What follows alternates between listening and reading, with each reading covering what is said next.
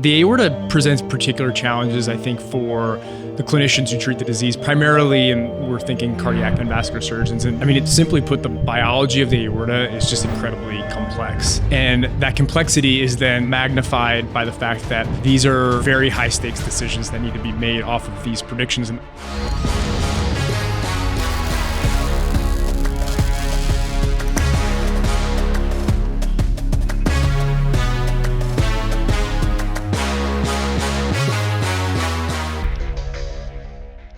Every 36 seconds, someone in the US dies from cardiovascular disease. Despite medical advancements, heart disease remains the leading cause of death. Traditional diagnostics react too late, and AI in healthcare often focuses on admin, not on life-saving predictions. What if we could use AI to prevent complications before they happen? So welcome to the show. Thank you. That was a wonderful intro. I like that. I might have to steal some of that. Now go ahead. So happy to have you here, Joe.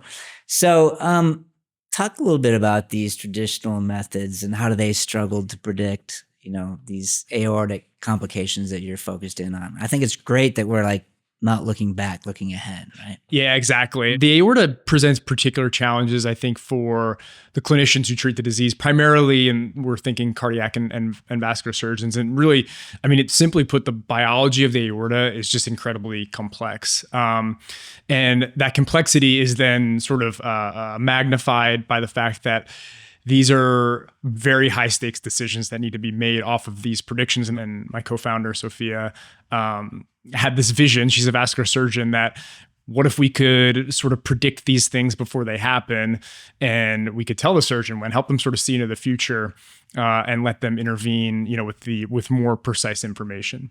Talk a little bit about what the aorta is and where it's at, right? Yep. Yeah. It's shaped like a candy cane, and it comes off of the heart. It's the largest blood vessel in the body, and supplies, the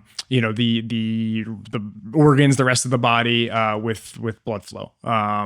That's sort of the most elementary way to put it. So if something happens with that thing, then yes, exactly. Yeah. I mean, I think, and I might have the statistics wrong, but a rupture, even if it happens in a hospital, the patient still has a 50% likelihood of mortality at that point. It's a major blood vessel and catastrophic event. So it's treated with the utmost sort of care and respect. And like I said, the surgeons who really specialize in aortic disease are some of the most talented, gifted, and brilliant surgeons in the world. Yeah, I had a family member recently that went through and needed a quadruple bypass, right? And was a runner and healthy, in his 70s. And what was surprising to me is when he was once they figured out something was wrong, and he had 99% blockage, right? Yeah, a lot of these runners end up, since their body is so efficient, that's why they call them widowmakers, because it's they've gotten good at not needing a lot of oxygen. And then all of a sudden they notice they can't run as far. But they said, just want you to know why he's sitting here in the medical center, which is one of the biggest medical centers in the world, right here in Houston. If we've got you ready for surgery tomorrow or whatever it is, but if something happens before then, we won't be able to save you. Yeah. Which is just in today's day and age, It's you're crazy. wait a minute, you're in the hospital. What do you mean? Yep. Right. And it's just, being able to predict, and we're not very good at this still, right? Because there's so many things where we're still not picking up on what's going on. And that, if you're going to the doctor and you're regularly getting either your mammograms, you're getting your physicals, or you're getting different, scans that you can get, and they're still missing this stuff. Yep. The fact that he was 99% blocked, and it's he was going to the doctor regularly. Yep. What happened there, right? Does this help with that? Yeah. So, I mean, initially we're very focused on aortic disease, right? And the way our model works is it's actually, once the patient has a diagnosis of, we're looking initially at aortic dissections. Once the patient has that diagnosis, what we're actually trying to do is from there predict the downstream complications, because it's at this point, at this diagnosis point, that the surgeon has to come in and say, hey, when is the appropriate time to operate? Should we operate? These are high stakes surgeries that come with their own complication risks, right? It's not as simple as we'll just they have this disease operate on them. A lot of patients don't need an operation. They should be managed through what we call optimal medical therapy, which is a more conservative approach. There's risk involved in, there's risk in both decisions, right? So what we're trying to do is basically say, if we can tell you the specific likelihood of the complication that you're trying to prevent, you can then make a much better decision about who needs the intervention, the aggressive intervention, and when do they need it, what type, all those different things. So that's really what we're getting at. As we see, like, where does this go, in the future? Your example is definitely one that we think, we could help with, right? It's like, can we catch these things earlier? We think a lot, since we're working the aorta, about how do we prevent an aneurysm from ever happening? How do we prevent an aneurysm from ever rupturing as well? So we can actually move further upstream into the prediction, but initially focus very much on, diagnosis of this disease. How do we help the surgeon make a better decision so we prevent that major complication? Very interesting. So how does your platform predict these cases? Yeah. So the sort of core functionality of it is based on what we call multimodal machine learning. So it's able to ingest multiple streams of data, multiple modes, right? And why it's multimodal. Imaging is a very important sort of modality for anything in the vascular system, but specifically the aorta. So CT angiogram is what we use for imaging. Also, we call structured clinical parameters from the electronic health record. So if you think like your basic demographic data, your labs, your vitals, that's sort of time series clinical data, and then fuse that with unstructured textual information from the clinician notes, the radiology reports. So what we're able to do, we've developed an architecture that can fuse these things together, understand the sort of contextual relationships between them. And that's how it's able to sort of predict. We are still in development mode. So it's, I can't sit here and say like we have X efficacy in what we're able to do, but we have sourced some really good data sets to be able to do that. And that's sort of the core functionality, if you will. And that's sort of the key component, because we think about like, how does a surgeon make these decisions, right? How is it done currently? They have to evaluate all these different types of data, right? They have to look at the imaging, they have to evaluate the patient, they look at the labs, the vitals, they see what the other clinicians have said about the patient. They use their own sort of eyes to evaluate. How do we sort of replicate that? But instead of that surgeon who's maybe seen a couple hundred, maybe 1,000 patients of their own, we can replicate that across tens of thousands, even hundreds of thousands of patients. And that's the beauty of machine learning, right? Is it's able to recognize these patterns over such a large data source. But using that multimodality, basically different angles of the same problem, because you need more than just the scan. And what I've seen also is that we have all these older technologies in healthcare, although going all the way back to the X-ray, which is like 100 years old. And we still like start there on so many things. And then it takes so long. This happened with my own father. It takes so long to get to where they figure out, oh, this is the real problem, right? Instead of just going right to the MRI. I had the same thing I had where I had some shoulder pain. I went in, and the first thing they wanted you to do is physical therapy. And then like, if that doesn't work after 2 weeks, then we'll do an X-ray. Yeah. And then after that, we're going to do an MRI. And then I'm like, can we just skip ahead? Just go to the MRI. Yeah. And that's where companies like Pronuvo and Ezra and Blueprint, some of these others are kind of going, why aren't we just doing full body MRI scans? Does that apply to like this as well? Yeah. So the full body MRI scan is interesting. There's a lot of controversy, I think, in that, I look at it as like, hey, put the power in the hands of the patient, right? If they want to do something like that. But I know there's some concern about, one, how do you, sort of control the cost of that, which can get expensive. And then you get all these sort of incidental findings, and patients might not be able to sort of handle that information. To me, I'm like, let them figure that out, right? Like that's like, I would much rather have a false positive, a false negative than a missed positive. Right? It's like, agree. Okay, there's something here. Go talk to somebody about it. And then the doctor's like, don't worry about it. Yeah. The other side of the coin is like, where does that lead us for utilization of healthcare resources? But that's we could spend a whole nother probably podcast talking about that. As far as how our platform fits in, I mean, I think it's really identifying these things earlier than they're currently identified. And can we, when we think about imaging and sort of we think about the cadence of imaging, right? Like, how do we know when to bring this patient back, right? When should they have their interval of the next scan or the next visit? And how do we sort of optimize that? And again, there's so many things you can do if you're able to get accurate, trusted predictions. Do we bring the patient back in at a 3-month interval, at a 6-month interval? What makes sense for us in our world? It's not usually deciding between the types of imaging. It's usually a CT scan, but the cadence is really important, right? And how do we best sort of manage and optimize that? Which I guess leads into really thinking about, well, what kind of data sets are critical for training the AI? You talked about the multimodality part of it. Is there more than that? Yeah. So for the training, it's those three kind of modalities that we're training. There's things we've thought about, like all the different modalities we could potentially add. Like, can we get data from wearables? Like, is that be valuable? Well, genomics are, genetics are really important in aortic disease. The challenge that we've decided not to include those in our training sets is we can't reliably get them in an actual clinical setting. So if you train your model on genetic data, on wearable data, and then you go deploy it, and that data is rarely available in the actual deployment, well, then it's sort of useless. You've just sort of created this model that relies on it that can't be delivered. So we think about those three sort of streams: the imaging, structured EHR data, unstructured text, also from the EHR. Those are the things that we focus on training, because those are the things that are reliably available to us in an actual clinical setting.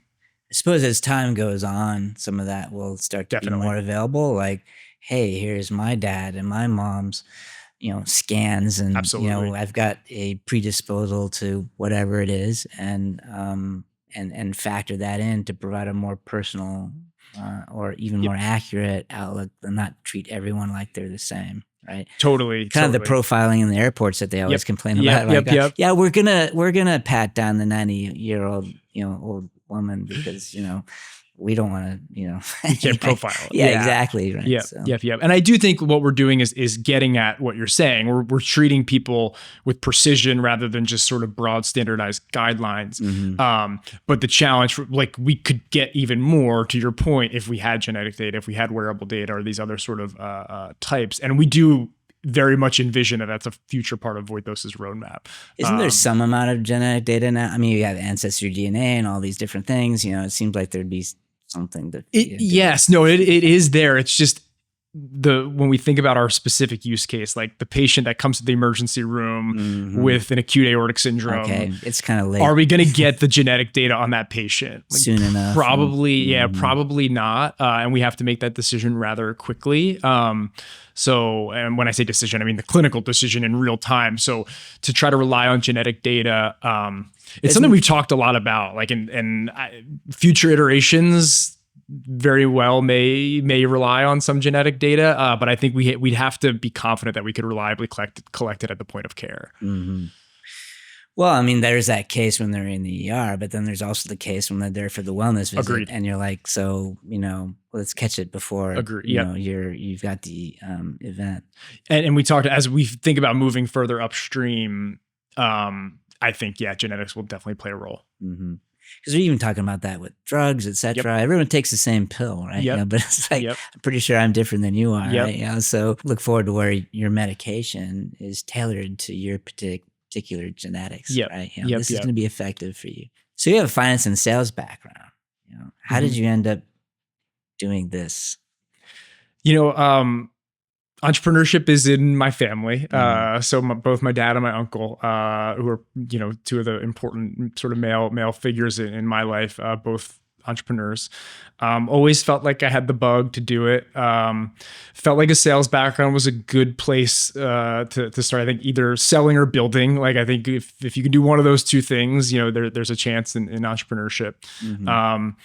I think I'm very grateful for my experience in sales. I think it's it's so important as an entrepreneur that you can sell, and not in the way that I think we're conditioned to think about salespeople. I think I could go on a whole tangent about that sort of thing and the perception of sales folks. But just being able to be a really effective communicator and being able to get people excited about what you're doing. I think there's some core sort of skills that go into that that I still can get a lot better at, certainly, but try to leverage some of my experience from sales. And then I think it's really important. Like, I'm a big believer in founder-led sales for startups. Like, you have to get to a certain point where before you hire a CRO or a VP of sales, where like there's some real product market fit. Because I've been in situations on the other side where, you're early stage in a company and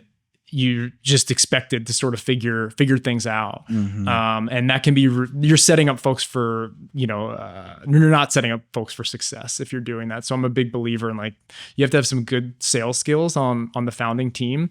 I'm also a big believer that engineers, clinicians can sell and often are great salespeople. They just don't think of themselves as salespeople. Again, back to the connotation of that word. So, it's not something that you need to go study in school. It's something that you really just need to do and you eventually get good at. But I think it's a core sort of important skill for an entrepreneur or a founder. Yeah, I agree with you. Especially until you get that product market fit. The CEO is the lead sales guy. And then there's a lot of perception with sales. Like, everyone thinks of the used car salesman. Totally. When you think of sales, engineers also often have a little bit of disdain for the sales guys, So there's a favorite joke of mine that's like, how do you tell the difference between a car salesman and a computer salesman?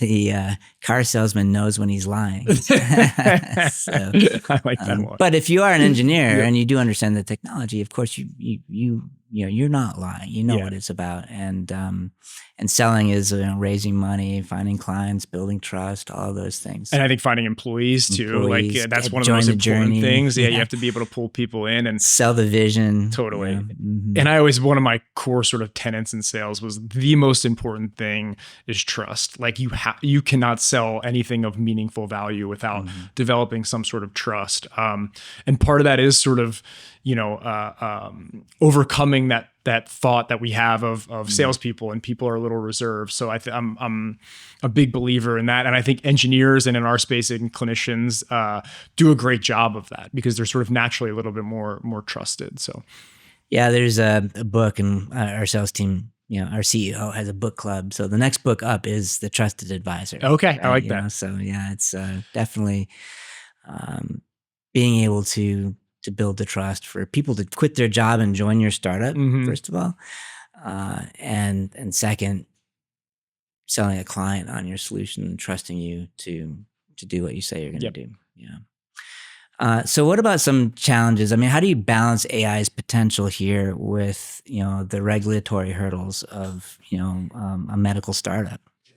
Probably the biggest challenge as we think about building this is the regulatory hurdles. Like, this is, we are in a regulated space. This product will have to go through FDA approval, which presents challenges, but also we think about those as opportunities as well. I think I believe what we're building should have a third-party stamp of approval. To be honest, like I'll feel better about that because we are helping surgeons make these very high stakes decisions. And I think it's important that it's been properly, validated and tested. I also think it does help us from, an adoption standpoint. Like, I do think clinicians will want to see that stamp of approval from a trusted source. So that's really important, but it does present challenges, right? It lengthens the timeline. It lengthens the amount of capital needed. And when we think about capital and raising capital, it actually shrinks as we think about our TAM of investors, it shrinks it significantly. Like, there are not a lot of investors out there willing to underwrite FDA risk. And we understand that. Even in Houston? Yeah. In Houston. And I think it's interesting when you're a pure software play going through FDA too. We sort of like walk this interesting line where, it's a software. It's not technically a SaaS, but think about the same sort of characters as a SaaS platform. But then you have sort of this deeper tech element of it, this regulated space. So you sort of it's tricky to find the right investors to back the company when you're in a space like that. Like, I think there's traditional medical device investors or traditional biotech pharma investors that are very comfortable underwriting FDA risk. I think when you get into the software space, like it's still pretty new to be a pure software company that has to go through FDA approval. So I think there's just some challenges with that. But also, as I mentioned, there's opportunity. I think of it as a moat as well. Like, it's a barrier to entry, right? So there's a lot of positives. I think it's just, making sure we're working with the FDA as early and as often as possible. Do you have investors in this startup, and what types of investors did want to assume the risk? Yeah. So we've had a few investors, some physician angel investors, some friends and family. Forum Ventures came on our cap table early on. And most recently, Techstars is going to be investing, Mayo Clinic investing with their data and those services as well. So that's kind of the makeup of our cap table right now. So I think the biggest thing is getting folks to believe in the founding team. Like at our stage, it's about team. We hear that a lot. Obviously, there has to be like a vision. There has got to be some commercial traction, something there that proves there's some demand. But I think what we're able to do is get folks to buy into that we were the right group of people to build this.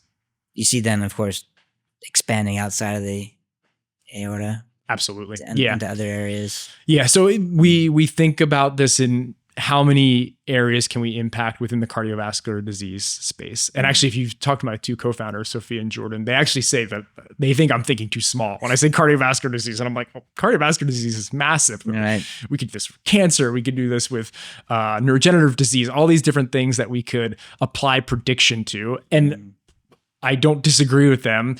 To me, like, if we could be the predictive modeling company for cardiovascular disease, that's a win. I would feel like I'd be doing cartwheels, right? Like, that's a home run. Certainly the impact. You think about that statistic. I mean, just the number one killer out there. It really is. Yeah. And that's why we think it's a high impact space.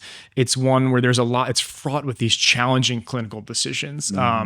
We were naturally into the space because of Sophia and she's a vascular surgeon. So she felt the sort of personal frustration, that dissatisfaction.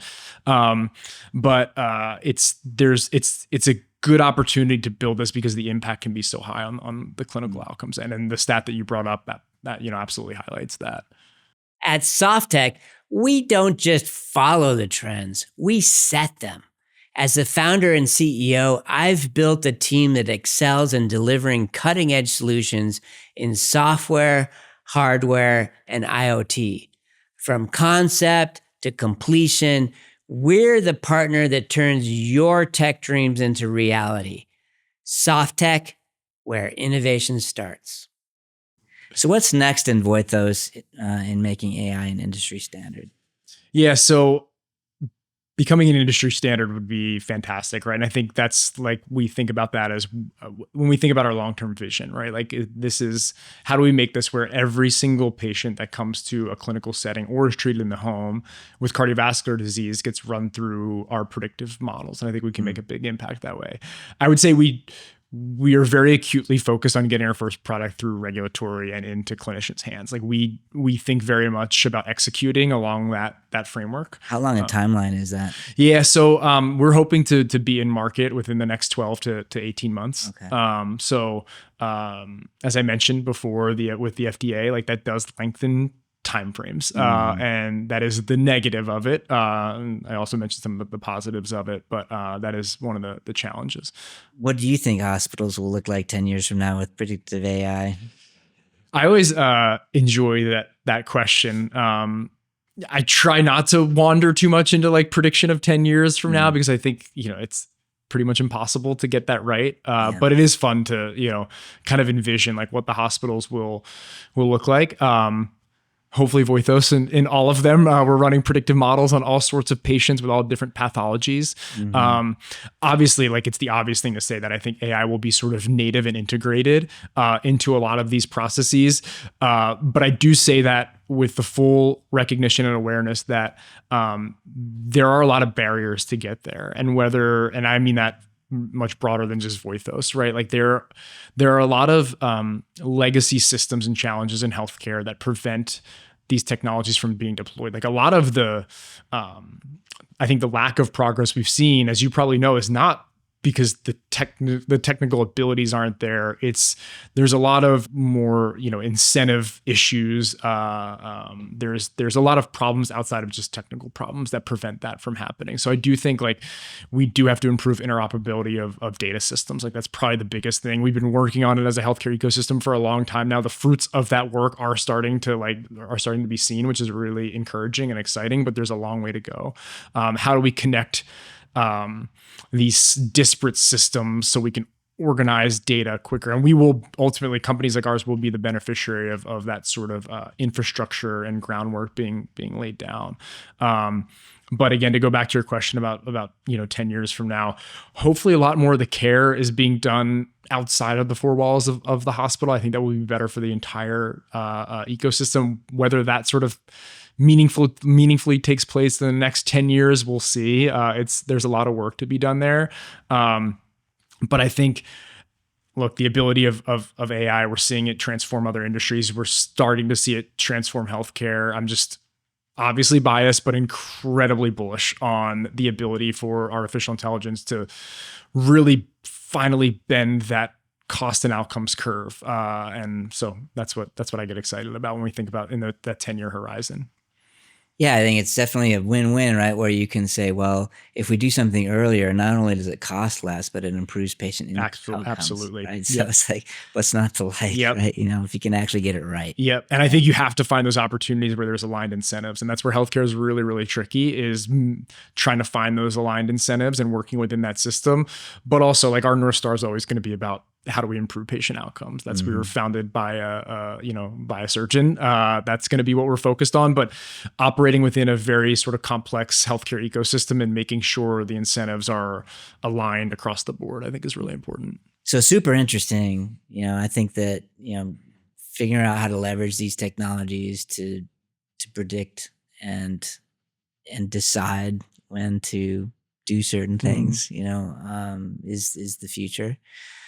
Hopefully we don't get to a point to where it's showing me a life clock when I walk into the hospital. That would be a little much. We did a scan and make sure you enjoy the next couple of weeks. I guess what would you do with the last couple of weeks, right? You could, So maybe we're all supposed to live like we're dying, but it's tough. Yep. But anyway. I've got some socks for you. Oh man. Actually, because I heard you were pretty involved in football back in the day. Great research there. And, wow, look at that. You used to quarterback football, and now you're quarterbacking a startup. So, I wish I could say I was a quarterback. I wasn't athletic enough to be a quarterback, but yes, definitely football was a big part of my past, and this is very thoughtful gift. Thank you. Sure, thank you. Well, thanks for coming on the show. Thank you very much. I know how important staying informed is for innovation and growth. The Forging the Future newsletter brings you the best in tech trends, startup advice, and industry insights. Join our community and forge your future with us. Subscribe now.